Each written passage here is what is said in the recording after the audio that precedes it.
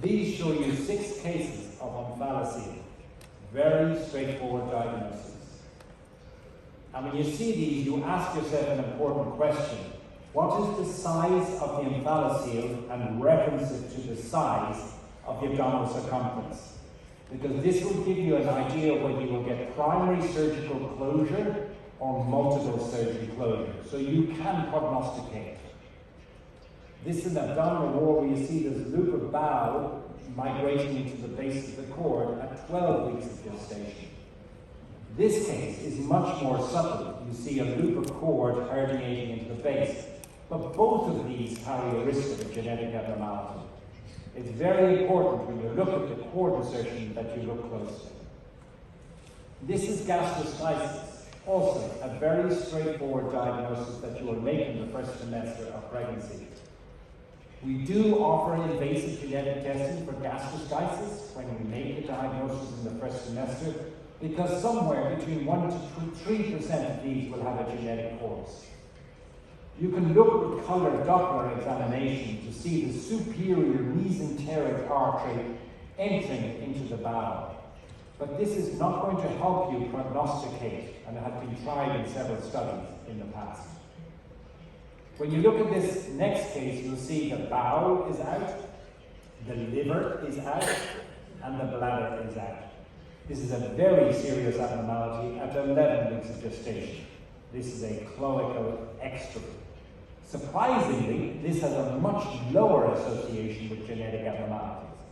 But the point I make is, once you see one organ out, look for the other organs to see whether there's multiple organ exteriorization. Because the more organs that are exteriorized, the more complex the surgical repair. So we next move to examination of the skeleton. For every scan that you do, you should split the image and demonstrate one arm on the right and the left arm on the left. And then see 1 segment, 2 segments, 3 segments.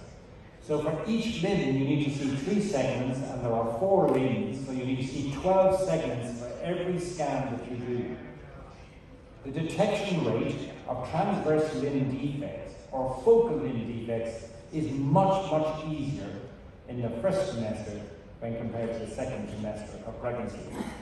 In fact, 75% of these can be identified in the first semester of pregnancy, and therefore very important. But you can also see more subtle problems. 6 fingers, polydactyly. 6 fingers, or 6 toes, polydactyly. Ectrodactyly of the baby's feet. In the bottom left-hand corner, there are only 4 fingers on one hand. And in this case here, there are only 3 fingers on one hand.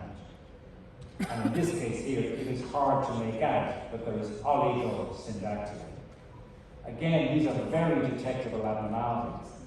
This baby also had Meckler-Gruber syndrome, and the importance of looking and seeing polydactyly, then looking at the kidneys and looking at the brain.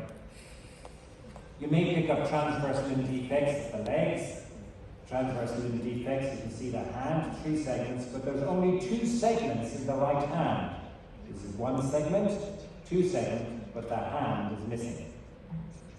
When you look at this baby, 3 segments on the left side. When you look at this side, you can only see just 1 segment, so the whole forearm is missing. In this baby in the bottom left-hand corner, you can see that the whole arm is missing. All 3 segments are missing. This is at 12 weeks of gestation. Chorial biopsy is normal. And this is the same patient back, the left arm, at 20 weeks of gestation. But the diagnosis was made at 13 weeks. This baby has an omphalocele and also has a radial ray deformity. That fixed flexion deformity of the hand, absence of the thumb, and absence of the radius. And another baby with a radial ray deformity.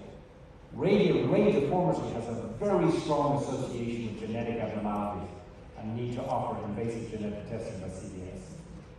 Lastly, yes, you can pick up genitalia, but be careful because you can make false positive, false negative diagnosis. But after 13 weeks, it's more accurate. Male, point upwards, female, point downwards. So this is male, and this is female. This is your landmark here, which is the pubic symphysis. So in summary, umbilical cord cysts are a common finding. They disappear. They're seen most commonly at a pre and IPT scan at 10 weeks. They disappear by 13 weeks. But if they are still present at 13 weeks, they still, most will disappear by 20. They are a marker for structural abnormality, particularly gastrointestinal, abdominal wall defects. But if there's no abnormality, there's no point of concern. Reassure the patient. But you do need to look extra closely. So now I ask you a question. What difference does this talk when you go to work in Hanoi tomorrow morning?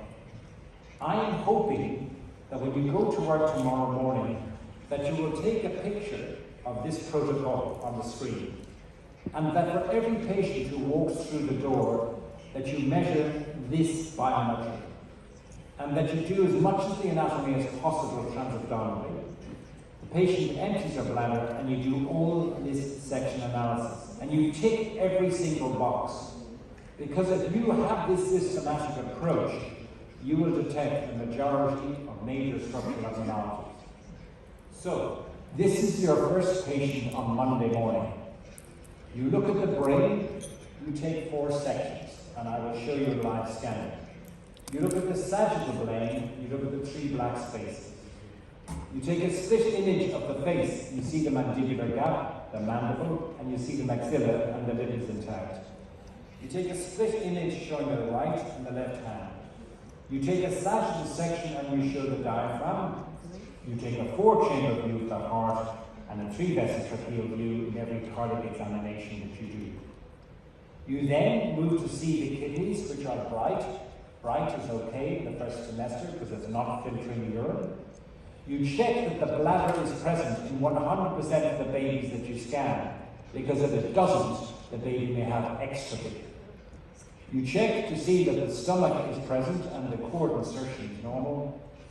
You check the spine to make sure that all segments are present. You check both legs and both feet, and then you check the placenta and the cervix. If you do that, you will identify the majority of major abnormalities in the first semester. Thanks very much for your attention.